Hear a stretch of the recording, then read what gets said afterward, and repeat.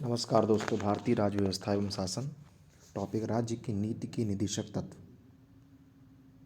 राज्य के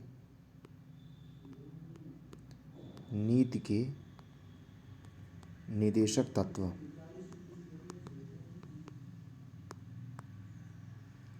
टॉपिक है, आइए स्टार्ट करते हैं।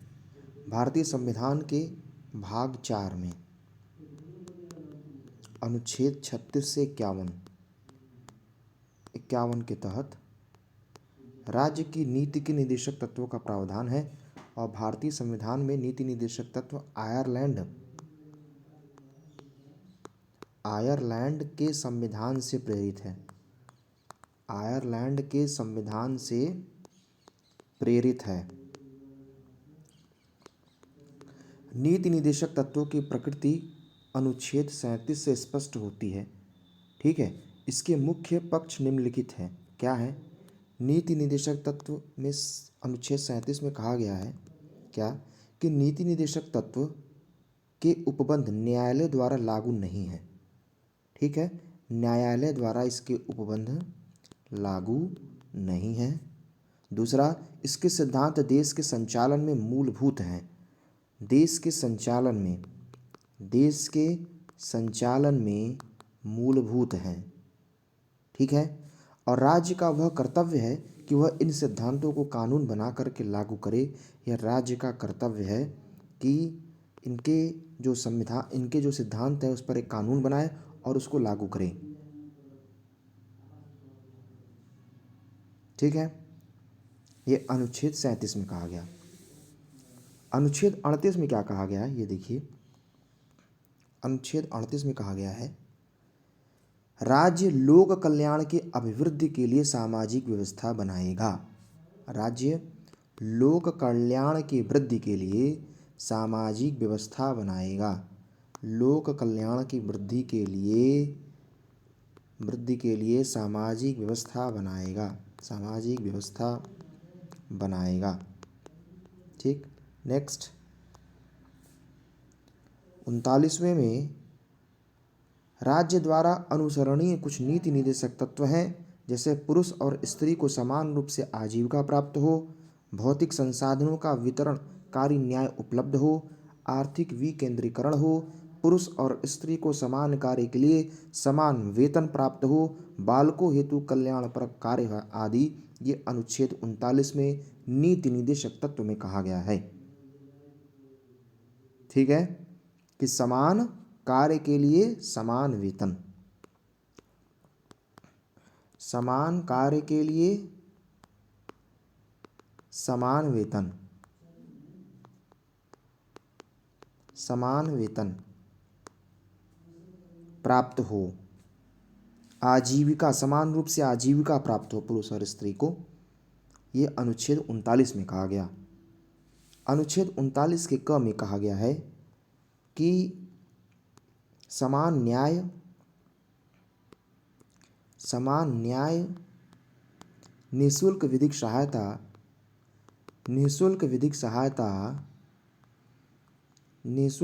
सहायता का प्रावधान हो। अनुच्छेद 40 में ग्राम पंचायतों के गठन की बात कही गई कि राज्य ग्राम पंचायतों के गठन का प्रयास करेगा। ग्राम पंचायतों के गठन का प्रयास राज्य करेगा। अनुच्छेद 41 के अनुसार राज्य कुछ दशाओं में काम, शिक्षा और लोक सहायता पाने के अधिकार को प्राप्त कराने के प्रभावी उपबंध करेगा। कौन कौन से? शिक्षा, लोक सहायता। अनुच्छेद 42 के अनुसार राज्य काम की न्याय संगत और मनोवांछित दशाओं, जैसे आप ये कह सकते हैं काम की न्याय संगत और मानवोचित दशाओं का तथा प्रसूति सहायता के लिए प्रावधान करेगा। मानवोचित दशा और प्रसूति सहायता के लिए प्रावधान करेगा। अनुच्छेद 43 के अनुसार राज्य कर्मकारों को उचित मजदूरी, कुटीर उद्योगों के संवर्धन करने का प्रयास करेगा राज्य। अनुच्छेद 43 क में कहा गया राज्य उद्योगों के प्रबंधों में कर्मकारों की भागीदारी सुनिश्चित करेगा। 44 में कहा गया कि संपूर्ण राज्य क्षेत्र में नागरिकों के लिए समान सिविल संहिता, कई बार क्वेश्चन पूछा गया है, समान सिविल संहिता किस अनुच्छेद में वर्णन है, तो अनुच्छेद 44 में है समान सिविल संहिता। समान सिविल संहिता लागू करने का प्रयास करेगा। और अनुच्छेद 45 में राज्य 6 वर्ष से कम आयु के बालकों के लिए प्रारंभिक बाल्यावस्था देखरेख शिक्षा का प्रबंध करेगा। मतलब देखरेख और शिक्षा का प्रबंध राज्य करेगा। और अनुच्छेद 46 के अंतर्गत राज्य अनुसूचित जातियों, अनुसूचित जनजातियों, अन्य दुर्बल वर्गों के लिए शिक्षा और आर्थिक हितों में वृद्धि के लिए प्रयास करेगा। शिक्षा व आर्थिक हितों में वृद्धि का प्रयास करेगा। अनुच्छेद 47 के अंतर्गत राज्य लोगों के पोषाहार स्तर, जीवन स्तर ऊंचा करने, लोक स्वास्थ्य आदि सुधारने का प्रयास करेगा। ठीक है, स्वास्थ्य की बात अनुच्छेद 47 में कही गई। स्वास्थ्य की बात अनुच्छेद 48 में कहा गया है कि राज्य कृषि और पशुपालन को आधुनिक वैज्ञानिक ढंग से संगठित करने का प्रयास करेगा। गाय, बछड़ों, अन्य दुधारू और वाहक मवेशियों के वध का प्रतिषेध करने के लिए प्रयास करेगा। मतलब कृषि, पशुपालन इन सभी चीज़ों के बारे में अनुच्छेद 48 में कहा गया। और 48 के क में याद रखिएगा, 48 के क में कहा गया है, जो कि इम्पोर्टेंट है, पर्यावरण के संरक्षण और संवर्धन तथा वन एवं वन्य जीवों की रक्षा करने का प्रयास करेगा। पर्यावरण और वन की बात अनुच्छेद 48 के क में कहा गया।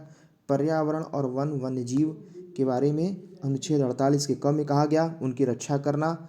अनुच्छेद 49 के अंतर्गत राज्य राष्ट्रीय महत्व के स्मारकों, स्थानों, वस्तुओं को संरक्षण प्रदान करेगा। जो राष्ट्रीय महत्व रखते हैं उनको क्या करेगा, महत्व देगा, स्मारकों को, स्थानों को, वस्तुओं को संरक्षण प्रदान करेगा। 50वां अनुच्छेद है राज्य लोक सेवाओं में न्यायपालिका को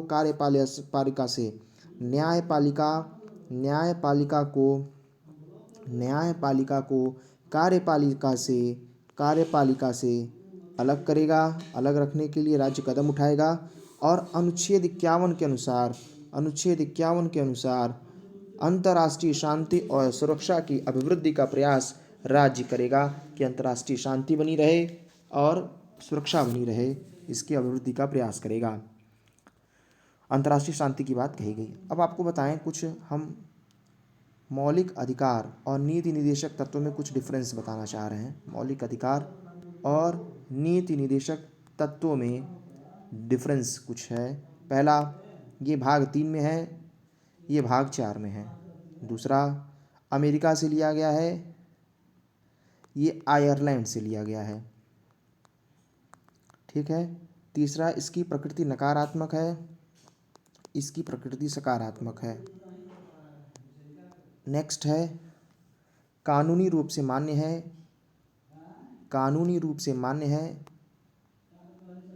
और ये कानूनी रूप से मान्य नहीं है।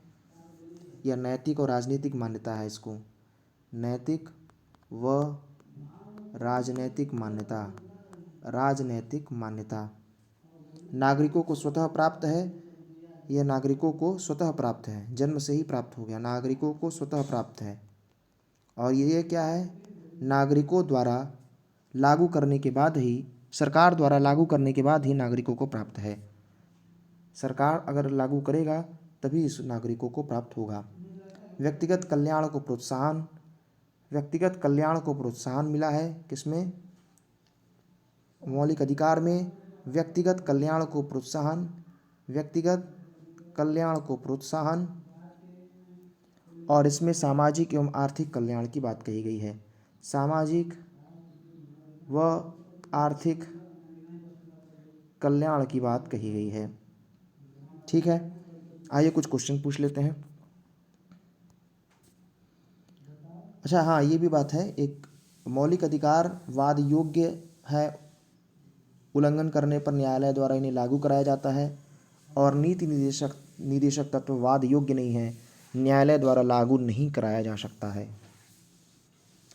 क्वेश्चन है, राज्य के नीति निदेशक सिद्धांतों को भारतीय संविधान में शामिल किए जाने का उद्देश्य क्या था? यही उद्देश्य है कि सामाजिक व आर्थिक प्रजातंत्र को स्थापित करना। निदेशक तत्व क्या है? अवाद योग्य है। निदेशक तत्व वाद योग्य नहीं है, अवाद योग्य है। अवाद योग्य है। न्यायालय में आप इनके बारे में नहीं कर सकते कि न्यायालय में जाकर के शिकायत कर दें आप कि आपको नहीं मिल रहा है।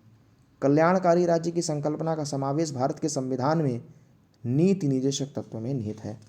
कल्याणकारी राज्य की स्थापना हो, इस तरीके की बातें नीति निदेशक तत्व में। कहाँ से लिया गया नीति निदेशक तत्व? आयरलैंड के संविधान से लिया गया। किस भाग में है? 4 में है। किस अनुच्छेद? 36 से 51 है, याद रखिएगा। अब क्वेश्चन ये है, हम आपके सामने कुछ अनुच्छेद रखेंगे, महत्वपूर्ण अनुच्छेदों के वर्णन करेंगे, जिसमें आप हमको बताएंगे कि ये अनुच्छेद किन नीति निदेशक तत्वों को बताता है। देखिए, पहला अनुच्छेद है अनुच्छेद 40, 44 जो महत्वपूर्ण है, 48, 50 और 51, इनके बारे में आपको बताना है। 40, ग्राम पंचायतों का गठन। ग्राम पंचायतों का गठन। ग्राम पंचायतों का गठन। अनुच्छेद 44, समान आचार संहिता। समान आचार संहिता। समान आचार संहिता। अनुच्छेद 48, कृषि एवं पशुपालन का गठन। कृषि व पशुपालन का गठन। कृषि व पशुपालन। और 48 क में पर्यावरण की सुरक्षा। 50, न्यायपालिका व कार्यपालिका का पृथक्करण। न्याय व कार्यपालिका का पृथक्करण, कार्यपालिका। और 51 है अंतर्राष्ट्रीय शांति सुरक्षा।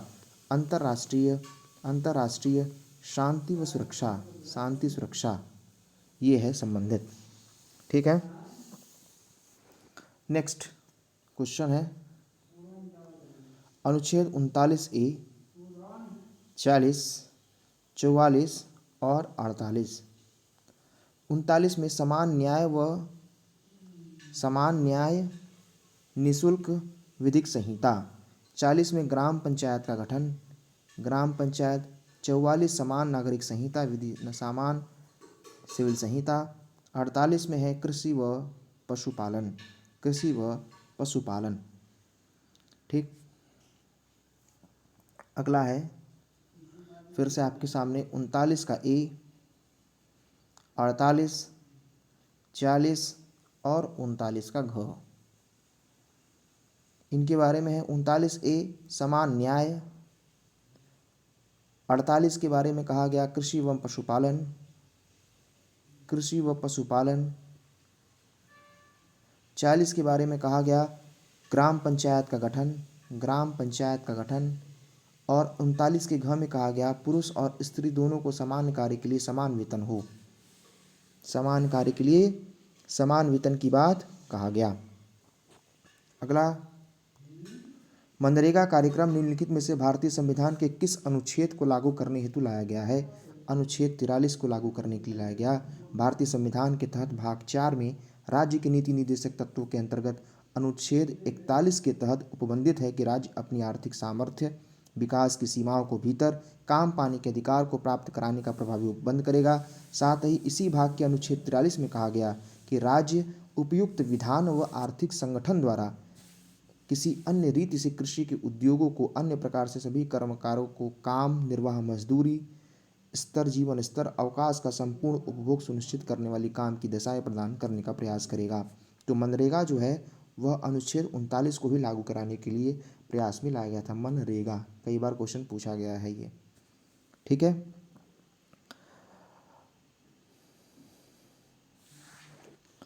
अगला है, मतलब मनरेगा जो है वो अधिकार नहीं है, वो एक नीति निदेशक तत्व ही है।